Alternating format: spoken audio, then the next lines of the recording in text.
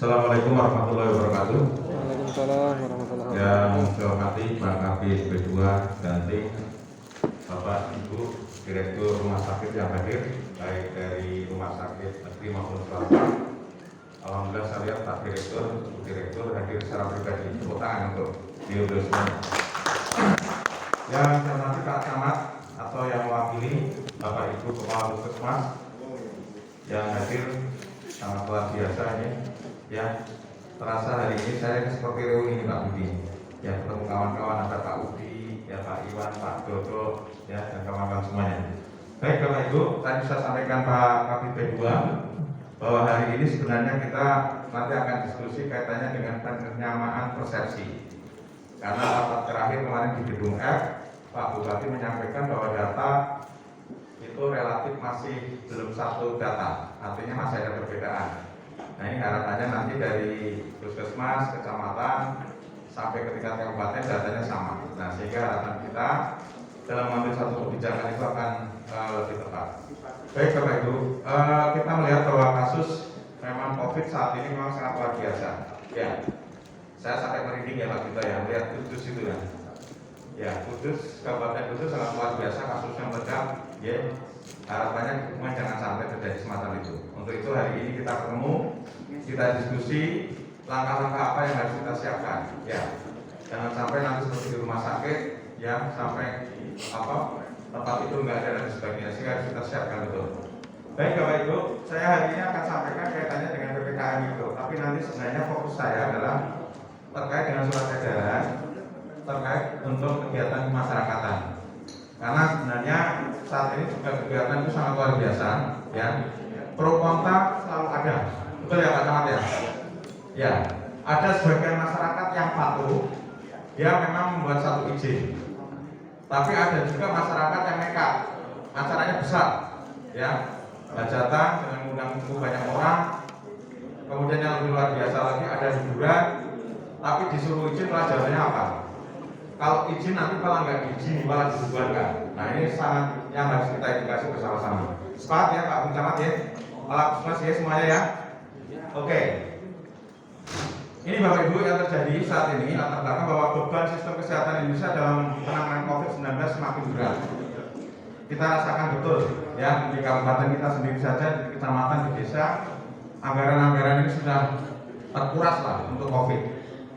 Kemudian pengendalian COVID-19 yang efektif dan cepat harus memprioritaskan upaya pencegahan, preventif dan promotif. Ini sudah dijalankan oleh seluruh kepala puskesmas dan timnya. Pak Camat sudah gembor-gembor kemana-mana. Ya, tapi faktanya apa Bapak Ibu? Saat ini masyarakat kita sudah mulai jenuh. COVID sudah berjalan sekian tahun lebih, ya 1 tahun lebih, ya. Sehingga apa?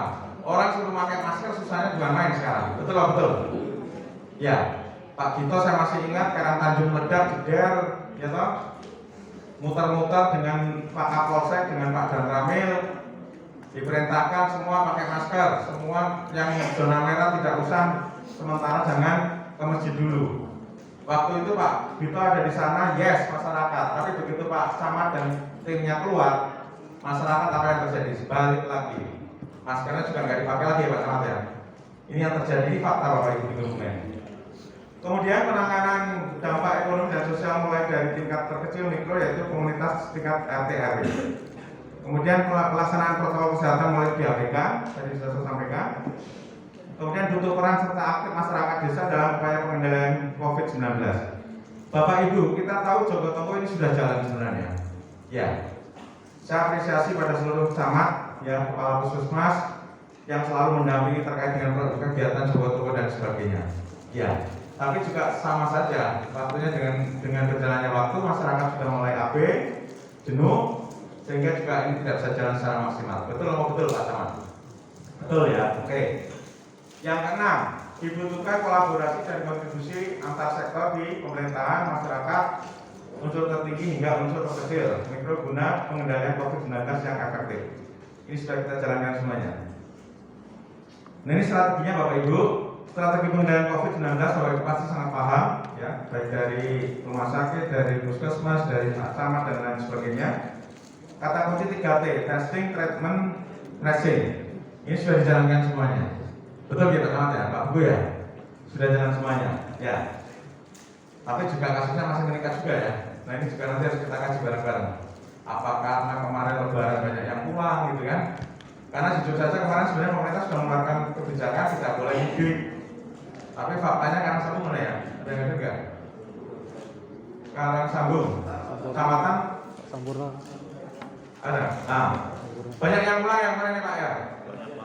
Banyak sekali. Ya, saya ikut waktu itu rapid antigen 2 bis pertama datang, betul ya Pak? Sangat luar biasa ya. Ini sudah kita jalankan Bapak Ibu. Nah, 5M. 5M juga kita selalu gembar-gemborkan. Memakai masker, menjaga jarak, mencuci tangan, ya, mengurangi mobilitas, menghindari kerumunan. Ini kadang-kadang yang paling susah ini di masjid atau di tempat pertemuan, betul ya? Ya, Pak Camat bilang, Pak, semuanya nggak boleh, harus jaga jarak 1 meter, dibantah oleh masyarakat. Pak, pengajian aja 1 meter itu jumlah sangat betul. Ya, kemarin di Bulus Pesantren ada pengajian besar juga, di Ambal ya. Kemudian di Klirong, Pak Camat Klirong ada enggak? Atau yang wakil dari kecamatan? Ada? Klirong itu kemarin juga menghadirkan Pak Kiai yang cukup kondang ya, dari Jawa Barat, dari Jawa Timur. Ya, itu juga pengunjungnya sangat luar biasa. Pembinaan ya Pak, betul ya? Ya. Ini Bapak Ibu, kita Pak Bupati sudah mengeluarkan perpanjangan terkait dengan pemberlakuan pembatasan kegiatan masyarakat PPKM berbasis mikro untuk pengendalian penyebaran COVID tanggal 1 sampai tanggal 14 Juni. Ya. Sekarang tanggal 8, berarti masih berlaku ini. Jadi PPKM mikro diperpanjang sampai 14 Juni. Kita tidak tahu nanti selanjutnya seperti apa. Biasanya kita ngikuti dari pusat. Kalau pusat diperpanjang, kabupaten, provinsi pasti diperpanjang lagi. Ya. Kenapa? Perpanjang lagi ya Pak. Yeah. Ini kriteria Pak Bu yang menjadi perbincangan kita sering. Kalau ditanya zonasinya apa, zonanya apa, hijau, merah, kuning, orange. Nah, ini yang kadang-kadang susah menentukan di sini. Nah, makanya nanti harus kita samakan persepsinya, Bapak Ibu, ya, karena juga terkait dengan data. Karena kami kemarin rapat di gedung kan, ya Pak Is ya, Pak Bupati menyampaikan, ini kok beda, datanya beda gitu ya Pak Is ya, datanya beda antara kecamatan, puskesmas sampai tingkat kabupaten. Nah, ini nanti harus kita samakan Bapak Ibu. Baik, zonasi hijau Bapak Ibu, jumlah rumah dengan kasus konfirmasi kosong ya. Sekarang pendaya reservoir aktif pemantauan rutin saya kira sudah jalan semuanya. Kalau kuning itu 1 sampai 2 rumah. Kemudian orange 3 sampai 5 rumah, merah lebih dari 5 rumah. Ya. Ini yang kita berlakukan Bapak Ibu. Saya kira sudah paham Pak Camat sudah berkali-kali disampaikan. Oke Pak Bito ya. Ya, ini sudah menjadi makanan sehari-hari Bapak Ibu. Nah, ini organisasi posko COVID-19 di kelurahan. Seluruh organisasinya Bapak Ibu, kepala desa sebagai ketua posko COVID desa, ini dibantu orang desa dan mitra desa lainnya. Nah, kemudian lurah sebagai ketua posko COVID-19 kelurahan dibantu aparat kelurahan, melibatkan Babinsa. Maturun Pak Yoko, ya. Ini anggota TNI selalu aktif ya. Polri-nya belum datang ya, Pak Kapolres nanti hadir secara pribadi. Ya. Ini bersama-sama membantu kita semuanya. Ya. Melibatkan Babinsa, Babin Kamtipmas, tokoh masyarakat, tokoh agama, tokoh adat, tokoh pemuda, penyuluh, pendamping, tenaga kesehatan, relawan PKK, Karang Taruna. Fungsinya Bapak Ibu di sana ada di pencegahan, sosialisasi dan penerapan 3M, ini sekarang 5M, pembatasan mobilitas, penanganan di kesehatan 3T, ekonomi sosial, pembinaan di penegakan disiplin, pemberian sanksi. Ya, tadi saya lihat ada yang dari Satpol PP yang mewakili kecamatan, mana ya? Ada nggak tadi yang dari Satpol PP?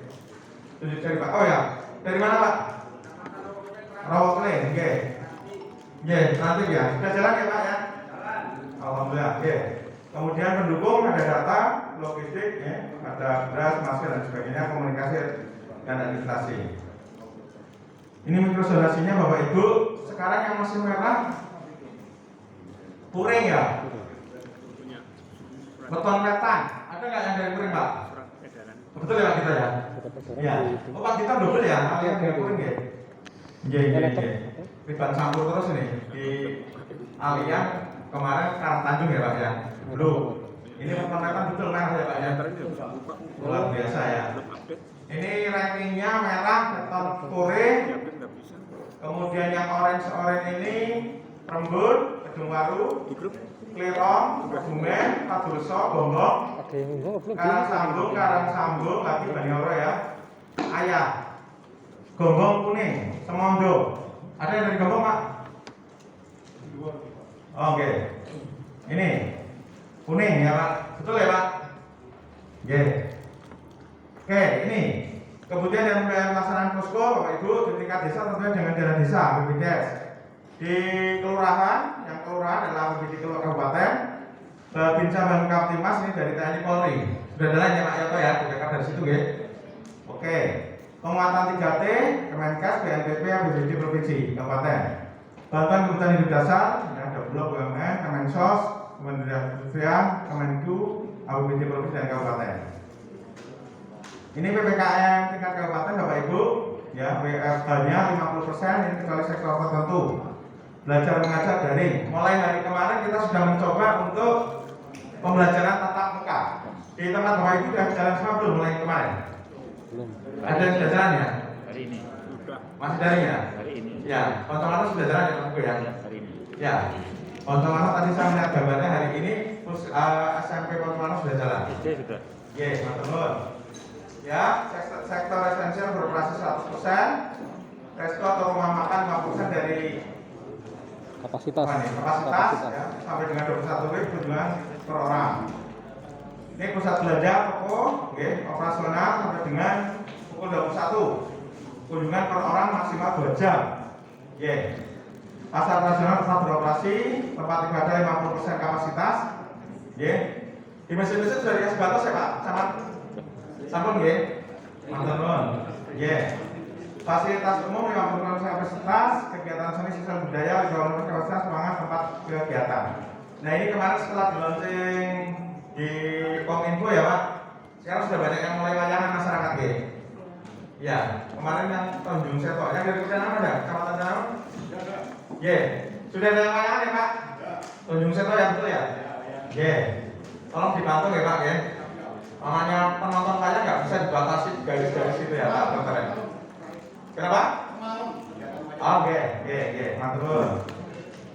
Menutup tempat hiburan karaoke, kemudian ada wisata 30%, sampai dengan 15.00. Ini wisata juga sangat sulit, ya. Ternyata awal dibuka pertama silakan untuk bisa berwisata dibatasi, ternyata juga menganti viral, luar biasa. Kemudian di Bocor juga pengunjungnya sangat luar biasa. Kalau ditanya kok bisa membujak kayak gini lewat jalan tikus, sangat luar biasa. Manusia bisa lewat jalan tikus karena ada jalan tikusnya banyak. Ya. Kemudian meningkatkan pelaksanaan prokes, ada operasi justisi, maturun, TNI Polri, aplikasi Jogotongo, sudah jalan teman-teman? Jogotongonya sudah, maturun. Kemudian pengawasan prokes pada level rumah tangga. Ini cakupan perilaku CTPS Bapak Ibu. CTPS kita ternyata sangat baik 31%. Kemudian yang merah ini kurang 2%, yang kuning cukup 17%. Insya Allah sudah mayoritas baik ya di data ini. Kemudian cakupan perilaku memakai masker baik, ini sudah 47%, lumayan ya. 3% masih kurang, yang sangat baik baru 32% ya. Kalau sangat baik insya Allah kita ini yang sering selalu pakai masker terus. Cakupan perilaku jaga jarak ya, yang baik sudah 50% ya. Nah ini sosialisasi yang mikro Bapak Ibu, monitor memantau warga yang positif COVID ya. Peran camat, Pak Camat tolong diperhatikan.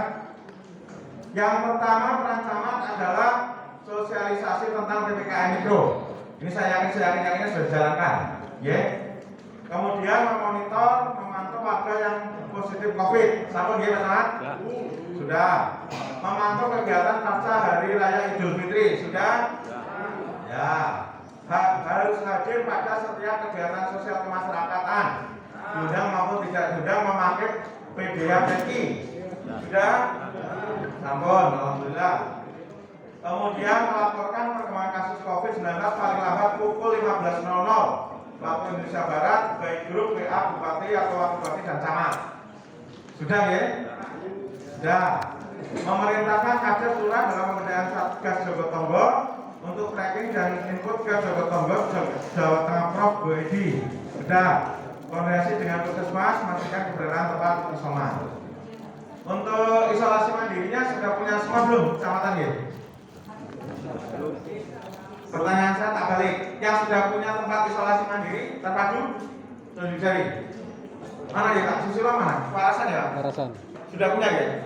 Berapa bed Pak? Sana Pak? Disediakan? 6 bed ya? Sampai hari ini kosong?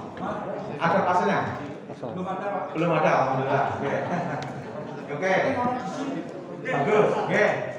Satgas COVID-19 Kecamatan dan Puskesmas Desa Kelurahan mengadakan kondisi pembinaan. Ini sudah jalan. Masyarakat yang melakukan perjalanan lintas provinsi kabupaten kota, dokumen administrasi perjalanan surat izin desa kelurahan, misalkan menyiapkan isoman 5 kali 24 jam, biaya ibadah masyarakat yang melakukan perjalanan lintas kabupaten provinsi kabupaten kota.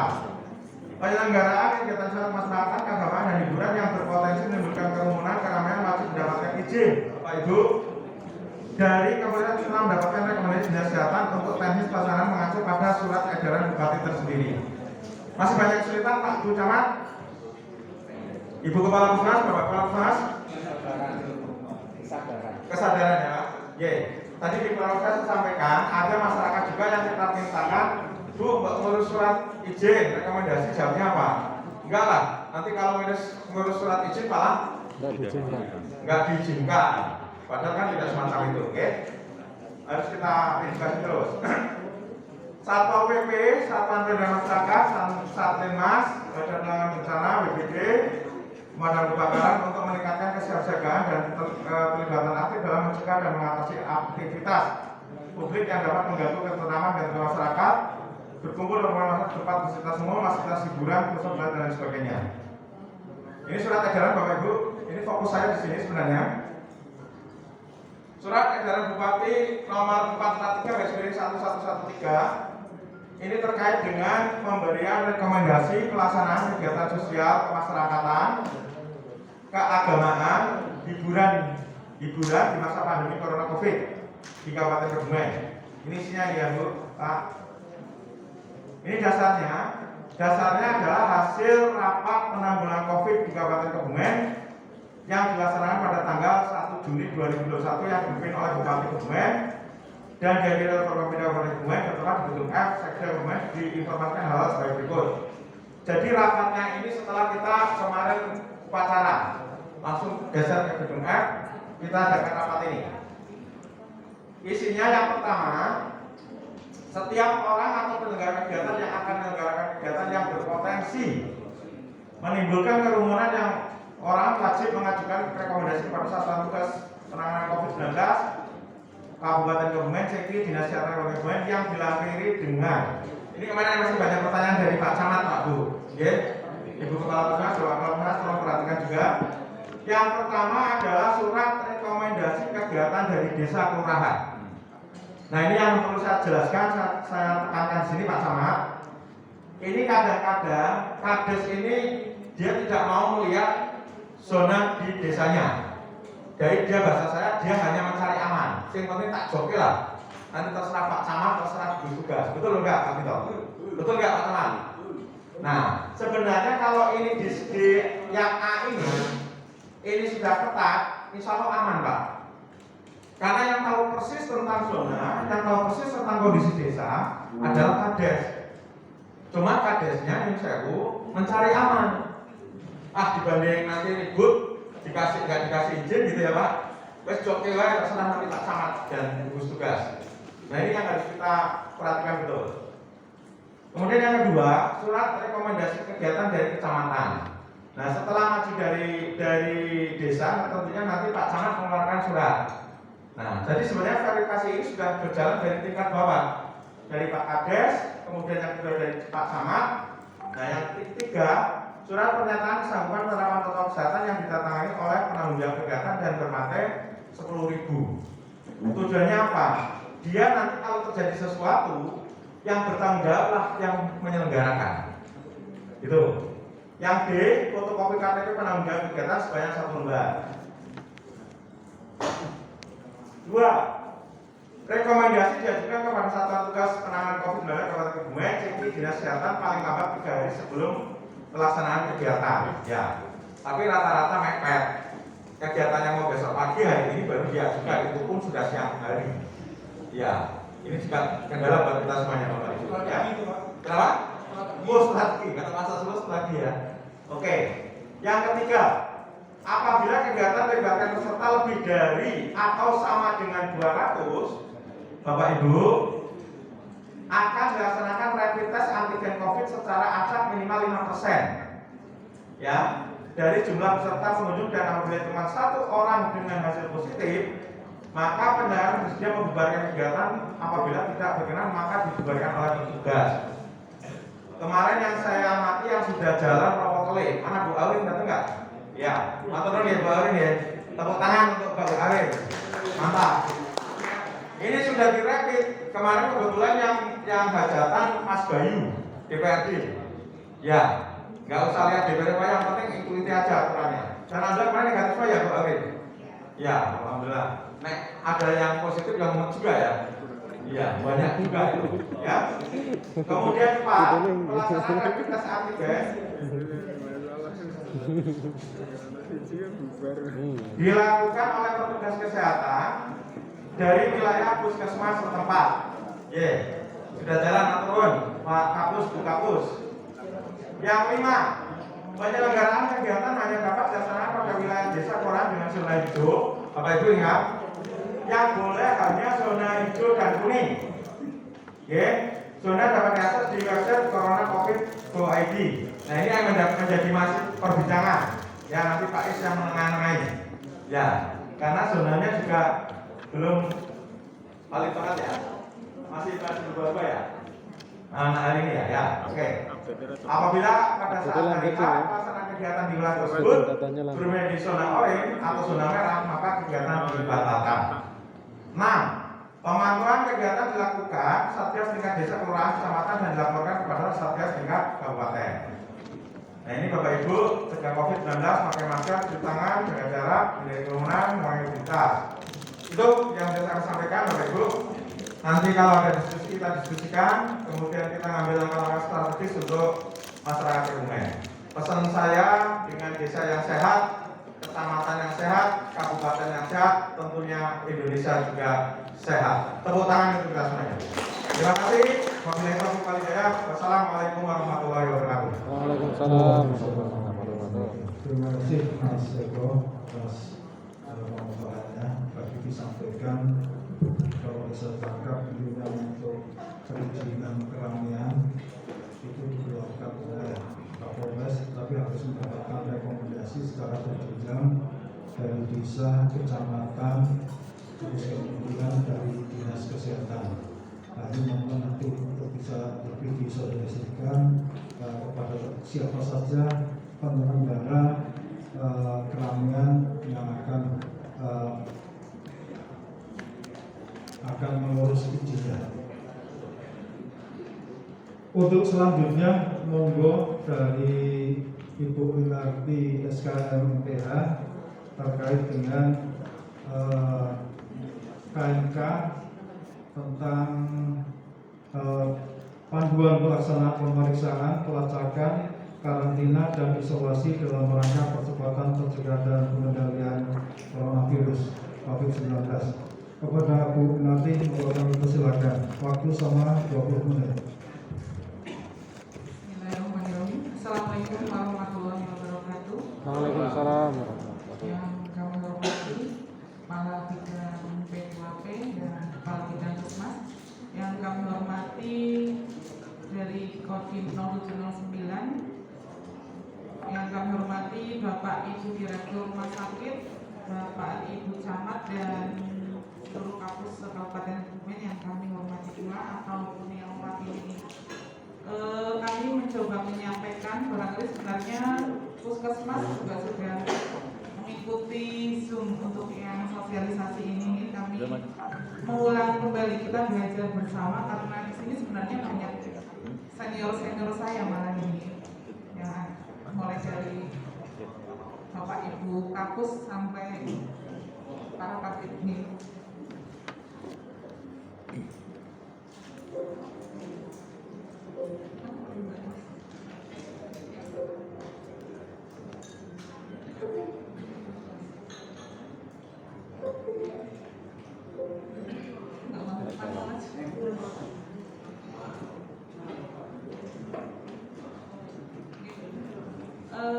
Dasar hukum untuk penanganan COVID ini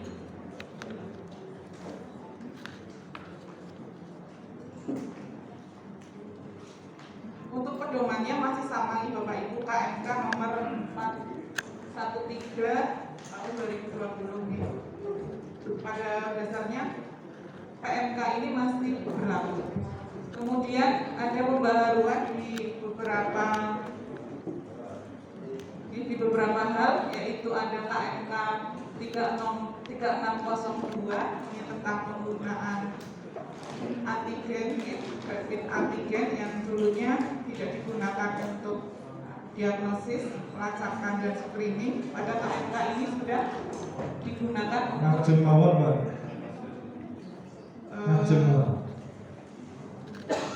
pelacakan kontak, diagnosis dan screening. Kemudian ada juga manajemen klinisnya. Tadi disampaikan juga oleh Pak Kabid Kesmas ini strategi untuk penanggulangan COVID. Ada 3T, ada 5M yang ada di masyarakat, kemudian ada vaksinasi. Nah ini harus sinergi. Jadi pandemi ini akan berhasil kita selesaikan apabila hal-hal tersebut bisa berjalan bersama dengan baik. Nah, fungsi kita di pemerintah adalah ini 3T: testing, tracing, dan treatment. Menurut KMK yang terbaru 4641/2021, definisi operasionalnya ini agak berubah dibandingkan yang lama ini. Untuk kasus konfirmasi, kalau dulu hanya yang PCR positif, kalau sekarang PCR positif iya. Kemudian untuk yang memenuhi kriteria kasus suspek atau kontak erat dengan RDT positif itu sudah dinyatakan sebagai kasus konfirmasi positif pada daerah kriteria B dan C. Kemarin Dinas Kesehatan Kabupaten Kebumen sudah meluncurkan surat bulan Mbak Desi, Februari atau Maret, Kebumen sesuai dengan analisis kondisinya kriterianya B ini. Kemudian pada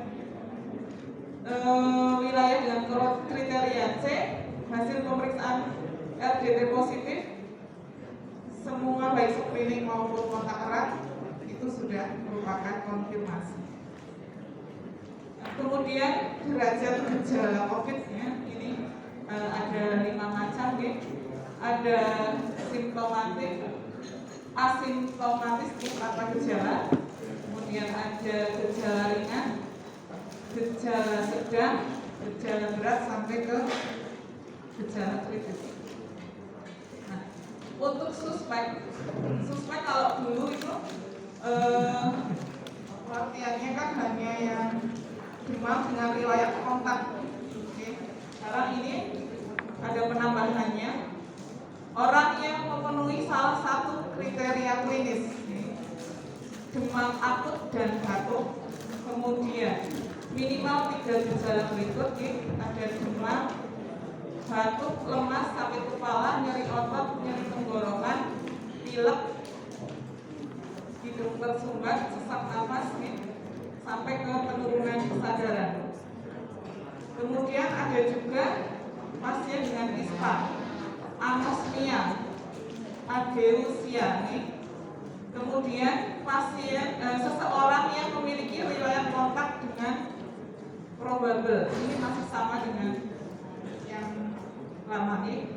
Kemudian seseorang dengan hasil pemeriksaan rapid test positif pada kriteria A dan B tanpa gejala dan bukan merupakan kontak erat.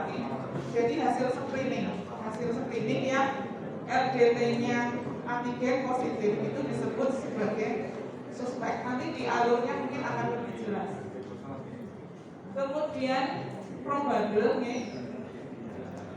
Kasus probable ini adalah yang meninggal dengan gambaran klinis meyakinkan COVID-19 dan memiliki salah satu kriteria tidak dilakukan pemeriksaan baik laboratorium PCR maupun antigen. RA apa itu? PCR, RDT antigen. Kemudian hasil pemeriksaan laboratorium baik PCR maupun antigen tidak memenuhi kriteria kasus konfirmasi atau bukan diskarded. Kemudian kontak erat nih. Nah ini yang biasanya nanti akan kita perdalam nih. Kontak erat ini orang yang memiliki riwayat dengan kasus konfirmasi atau probable 2 hari sebelum dan 14 hari sesudah muncul gejala. Orang yang kontak erat dengan konfirmasi atau probable 2 hari sebelum timbul gejala atau dan 14 hari setelah muncul gejala. Misalnya bertatap muka, bersentuhan, kemudian berdekatan dengan jarak radius 1 meter, atau merawat langsung pasien tanpa menggunakan APD yang sesuai standar, atau situasi lainnya yang beresiko. Misalnya dalam satu ruangan kantor ber-AC, ruangannya tertutup, itu termasuk kontak erat. Kemudian pada kasus probable atau konfirmasi yang bergejala, kontak erat dihitung 2 hari sebelum kasus timbul gejala dan 14 hari setelah kasus timbul gejala. Pada kasus konfirmasi yang tidak bergejala dihitung 2 hari sebelum sampai 14 hari pengambilan tesnya, pengambilan swabnya. Kemudian discarded, seorang dengan status kasus suspek atau kontak erat dan hasil pemeriksaan PCR 2 kali negatif. Seseorang dengan status suspek atau kontak erat dengan hasil RDT antigen negatif diikuti PCR 1 kali negatif. Ini mungkin lebih ke alurnya saja ya biar lebih jelas. Testing pemeriksaan kita ada kuadran kriteria, ini sesuai dengan PMK KMK nomor 446 adanya pembagian kriteria ini untuk mempercepat pemeriksaan. Ini berdasarkan kecepatan pemeriksaan, jadi dihitung dari sampel sampai ke laborat. Kemudian akses PCR dihitung dari pengambilan sampel sampai diterima. Jadi kadang-kadang ada yang sampelnya diambil tapi nganternya tidak langsung, tidak dikirim langsung dari itu. Misalnya pada waktu kita di lab-lab yang masih di luar kota, karena mungkin jam kerjanya sangat terbatas, pengambilan swab sampai selesai itu bisa sampai sore, biasanya akan kita kirim di hari berikutnya, sehingga ini aksesnya jadi lebih dari 24 jam. Kriteria A jika waktu pengiriman kurang dari 24 jam dan waktu tunggunya kurang dari 24 jam.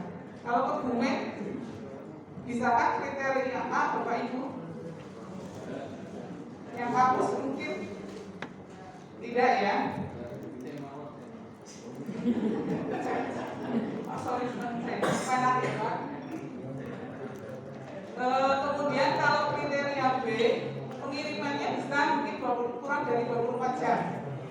Tapi waktu tunggunya 24 sampai 48 jam. Atau bahkan waktu pengirimannya juga lebih dari 48 jam dan waktu tunggunya juga lebih dari 48 jam. Kemudian untuk waktu pengiriman lebih dari 24 jam itu sudah pasti masuk kriteria B. Terlebih kalau sudah pengirimannya juga lebih dari 24 jam, waktu tunggunya juga lebih dari 24 jam. Nah, ini akan berpengaruh nanti pada alur pemeriksaannya. Kalau kriteria B ini pelacakan kontak, penegakan diagnosis dan screening itu bisa dengan RDT antigen konfirmasi dengan PCR. Nah, ini alurnya sesuai dengan KMK yang terbaru. Untuk yang tidak dirawat di rumah sakit, kontak erat baik bergejala maupun tidak bergejala, kemudian suspek ataupun probable yang tidak dirawat di rumah sakit jadi kontak erat hasil tracingan, suspek maupun probable. Tes pertama, entry test hari pertama karantina itu dengan RDT antigen. Jika negatif, dilanjutkan karantina. Jadi bukan langsung selesai karantina, tapi masih harus dikarantina. Dites lagi pada hari kelima. Itu disebut dengan exit test dengan PCR, dengan NAAT. Jika negatif, berarti karantinanya selesai. Jika positif, berarti konfirmasi COVID. Kemudian jika tadi hasil RDT antigennya positif, maka disebut COVID positif. Sekali lagi, kontak erat, suspek, probable, antigen positif, maka langsung disebut sebagai kasus konfirmasi.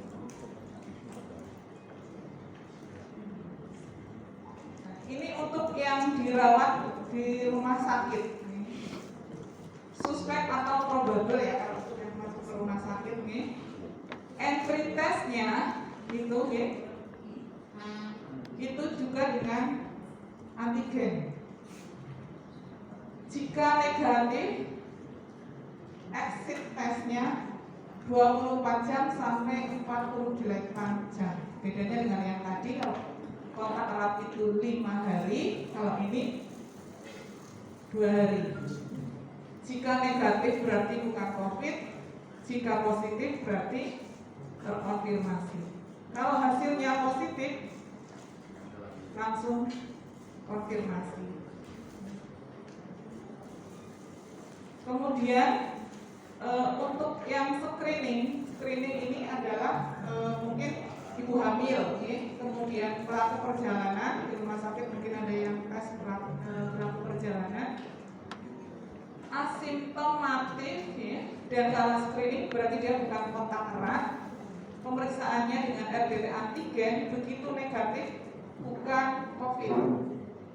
Tetapi kalau positif itu dianggap sebagai suspek. Dilakukan karantina dan diperiksa dengan PCR-nya 24 jam sampai 48 jam. Negatif berarti karantinanya selesai, positif berarti kasus konfirmasi COVID. Untuk tracing kira-kira puskesmas mungkin sudah pintar-pintar ini nggak mengiyahi. Jadi kalau COVID nih, ada periode infeksiusnya nih, ada exposure atau terpapar nih, kemudian ada masa inkubasi kurang lebih 5 sampai 6 hari, bahkan bisa mencapai 14 hari. Kemudian ada periode infeksi dan post infeksi. Pada masa inkubasi ini biasanya belum muncul gejala, tapi pada saat mulai infeksi, bahkan 2 hari sebelum infeksi, itu biasanya sudah bisa menularkan. Ini makanya tadi pada saat menghitung kontak eratnya 2 hari sebelum muncul gejala apabila ini pasien bergejala. Cara penularannya simptomatik melalui droplet, saluran nafas, kontak benda atau permukaan. Kemudian yang tanpa gejala ini juga tetap menularkan. Jadi historinya kenapa muncul KMK ini, bahwa dulu yang diperiksa itu kan hanya yang suspek, gitu kan? Jadi dulu hanya yang suspek diperiksa 2 kali seharusnya, hari pertama, hari kedua. Tapi ternyata dengan mutasi dari virus COVID ini, terutama yang B117 itu tidak bergejala pun ternyata bisa menularkan, sehingga muncul KMK ini untuk memperluas akses. Maka kalau RDT antigen juga bisa digunakan untuk pelacakan untuk diagnosis. Nah, ini pelacakan kontak tracer nih, dilakukan oleh tracer. Nah, tracer itu siapa saja? Tracer itu bisa petugas kesehatan maupun tokoh masyarakat. Kemarin di workshop tracer, bidan desa bisa jadi tracer, mau nggak bisa dihonori. Kalau jadi tracernya tetap bisa nih, tapi honornya sesuai dengan aturan keuangannya. Yang lebih paham kayaknya kampus ini selaku KPA ya. Nah, pelacakan kasus ini tetap dikoordinasikan oleh puskesmas. Peran tracer mencari dan memantau kontak erat selama karantina, memberikan informasi yang benar terkait COVID sehingga tidak terjadi stigma ataupun kontak eratnya mestinya mau di karantina, kemudian mau dilakukan pemeriksaan, memantau kondisi kesehatan orang yang melakukan karantina dan isolasi, melaporkan hasil pemantauan kepada koordinator tracernya, surveillance. Nah, ini elemen utama dari pelacakan kontak itu pelibatan dan dukungan masyarakat. Jadi kontak tracing ini tidak bisa berhasil apabila tidak didukung oleh lintas sektor. Untuk itu hari ini dihadirkan Bapak Ibu Camat dan tim dari Babinsa, Babin Adikmas nih, tujuannya untuk mendapatkan dukungan dan pelibatan masyarakat ini. Kemudian perencanaan yang matang dengan mempertimbangkan situasi wilayah. Kontak tracing itu menyesuaikan dengan kondisi kearifan lokal, ini tidak bisa disamaratakan. Masyarakat dan budaya, dukungan logistik, ini bisa didukung dengan dana desa nih kalau nggak salah. Kemudian pelatihan dan supervisi, jadi workshop tracer kemarin sudah dilaksanakan, kalau tidak salah 6 atau 5 angkatan nih. Kemudian sistem manajemen data pelacakan kontak, ini Silacak nih. Jadi kemarin yang sudah berhasil mendapat akun Silacak pada hari Kamis baru Koncowarno. Tepuk tangan untuk puskesmas Koncowarno. Yang lainnya dimohon untuk menyusul nih.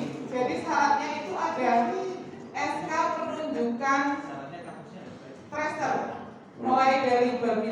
ada klinik Kamtibmas, kemudian mungkin yang dari desa ya, mukabir atau tokoh masyarakat di desa. Nah itu di SK-kan nanti didaftarkan ke helpdesk-nya Cilacap. Jadi monggo yang belum untuk segera menyusul. Nah, tahapan kontak tracing itu ada identifikasi kontak nih. Jadi pertama kali diidentifikasi dulu kontak eratnya siapa.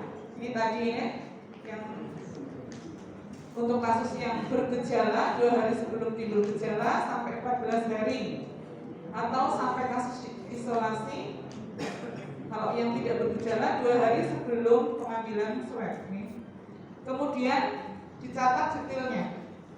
Mulai dari nik KTP semua ada datanya di entry di Cilacap. Kemudian tindak lanjutnya ini adalah pemantauan nih, isolasi atau karantina. Nah ini alurnya hampir sama dengan tadi ya. Jadi di wawancara, di karantina, kemudian ada entry test. Pada saat exit test hasilnya negatif berarti selesai karantina. Jika positif berarti berubah status menjadi konfirmasi harus diisolasi.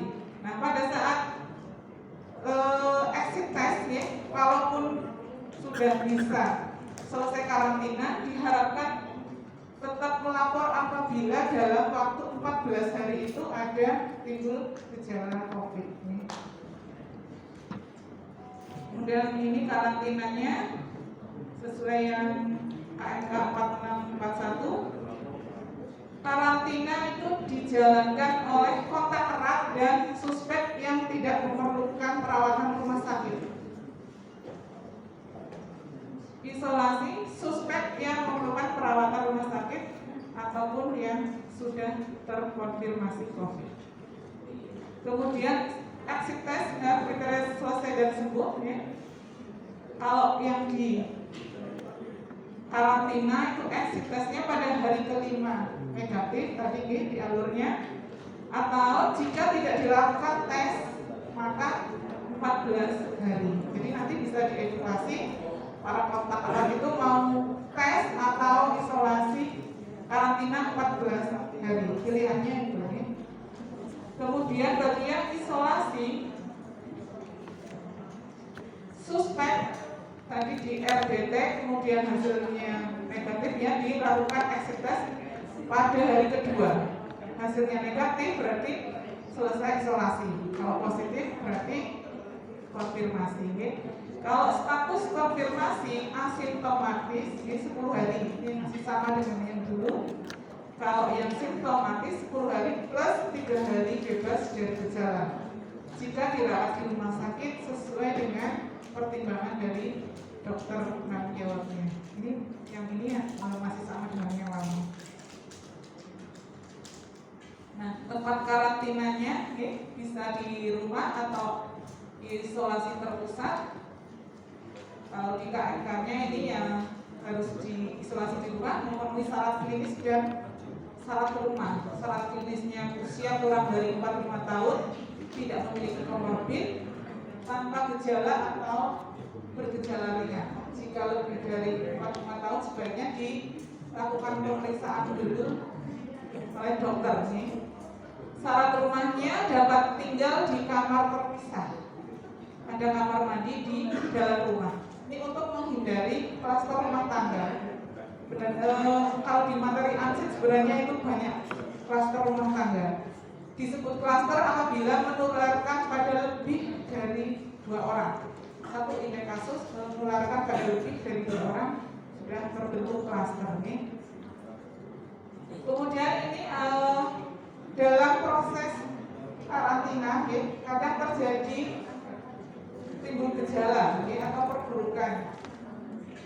Biasanya pasien akan dirujuk ke rumah sakit. Apabila telah selesai dirawat di rumah sakit, dikembalikan lagi ke masyarakat harusnya itu ada rujuk balik dari rumah sakit ke puskesmas.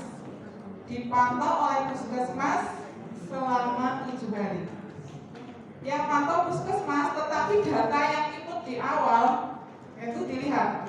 Kalau di awal yang input puskesmas, maka yang close puskesmas. Kalau yang awal input rumah sakit, yang bisa close adalah rumah sakit.